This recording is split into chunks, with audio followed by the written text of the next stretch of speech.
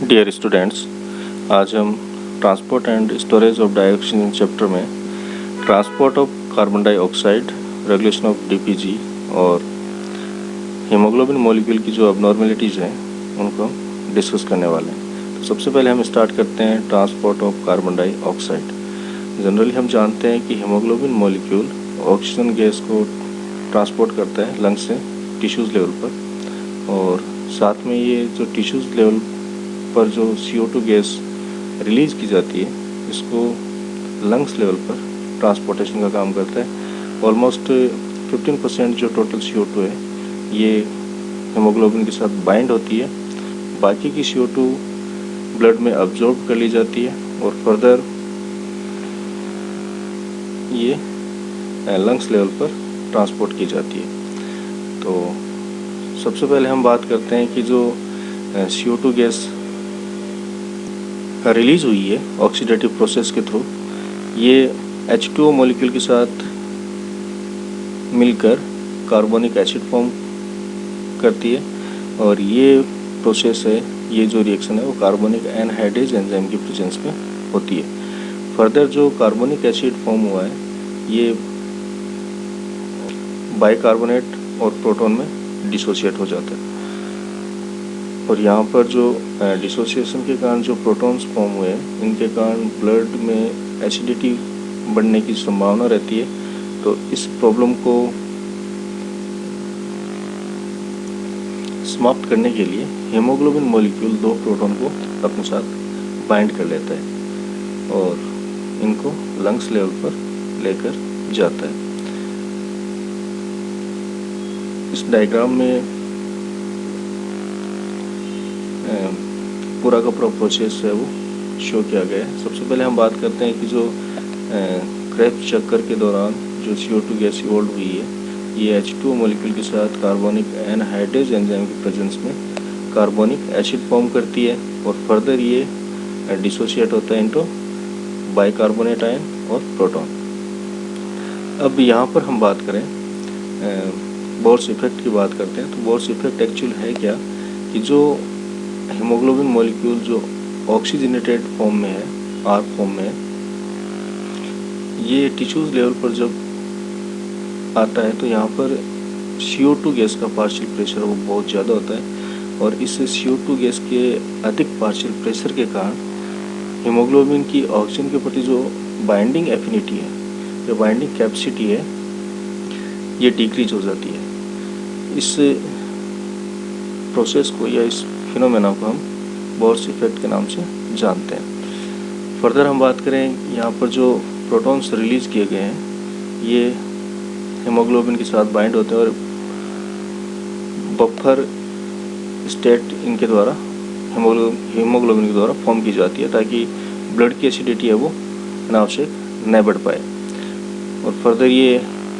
Protons को lungs level पर लेकर जाता है। तो यहाँ पर ऑक्सीजन का पार्शियल प्रेशर है वो काफ़ी हाई होता है, और इस पार्शियल प्रेशर के कारण हीमोग्लोबिन और प्रोटॉन की जो बाइंडिंग है वो ब्रेक हो जाती है, और यहाँ पर जो डीऑक्सीजनेटेड फॉर्म में हीमोग्लोबिन मॉलिक्यूल है ये 4 ऑक्सीजन मॉलिक्यूल के साथ बॉन्डेड होता है, और फिर एक प्रोसेस के थ्रू ब्लड स्ट्रीम में पेरिफेरल टिश्यूज़ तक ये इसको कैरी करता है।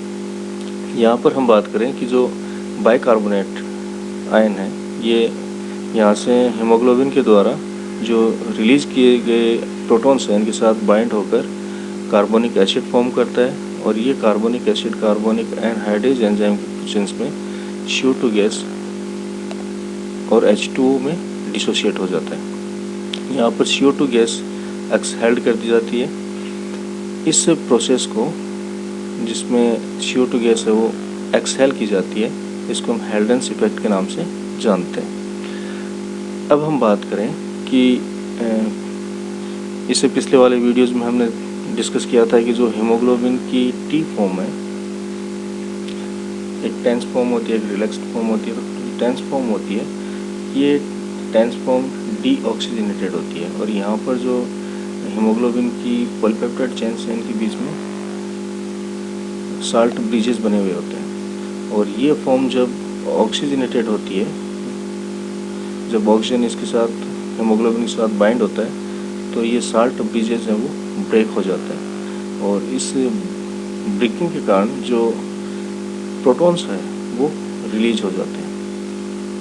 तो यहाँ पर ये जो डीऑक्सीजनेटेड हीमोग्लोबिन फॉर्म है, ये जब ऑक्सीजन के साथ बॉन्डिंग करती है तो यहाँ पर जो सॉल्ट ब्रिजेज के जो प्रोटॉन्स हैं वो रिलीज कर दिए जाते हैं।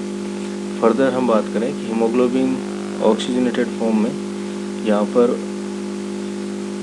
इसके जो साल्ट ब्रिजेज हैं वो रप्चर्ड हो गए, ब्रेक हो गए।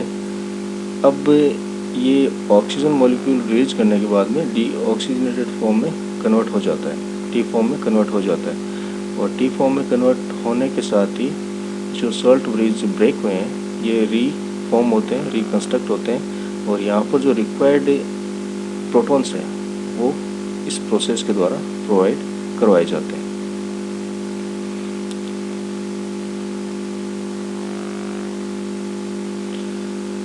अब हम बात करते हैं रेगुलेशन बाय डीपीजी। तो रेगुलेशन बाय डीपीजी की बात करें तो डीपीजी अब एक मॉलिक्यूल है जो कि ग्लाइकोलाइटिक प्रोसेस में फॉर्म होता है। इसको हम कहते हैं डाइफॉस्फोग्लिसरेट और 2,3-बिसफॉस्फोग्लिसरेट। एक्चुअली ये जो हीमोग्लोबिन की 4 जो सब यूनिट्स हैं इनकी जो सेंट्रल कैविटी है यहाँ पर ये सॉल्ट ब्रिज फॉर्म करता है, और ये जनरली टी फॉर्म जो हीमोग्लोबिन की होती है इसी के साथ ये बॉन्डिंग करता है और एडिशनल सॉल्ट ब्रिज फॉर्म कर लेता है। इस प्रकार हम कह सकते हैं कि ये डीपीजी है, ये टी फॉर्म को स्टेबलाइज करने का काम करता है। जब टी फॉर्म आर फॉर्म में कन्वर्ट होती है तो इस प्रकार का जो ट्रिगर प्रोसेस है ये आयरन के मूवमेंट के कारण होता है। आयरन जो पोर्फिरिन रिंग के इन या आउट में मूव करता है, इसके कारण ये जो डिफरेंट टाइप्स के जो ब्रिजेज हैं ये ब्रेक होते हैं।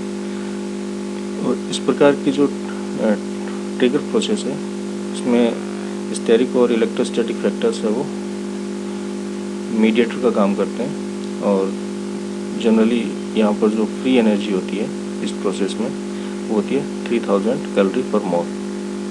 इस प्रकार हम कह सकते हैं कि जो आयरन 2+ है इसकी जो पोजीशन चेंज होती है पोर्फिरिन रिंग के रेस्पेक्ट में, तो ये जो सिग्निफिकेंट जो स्विचिंग है कन्फर्मेशंस की वो हैपन होती है।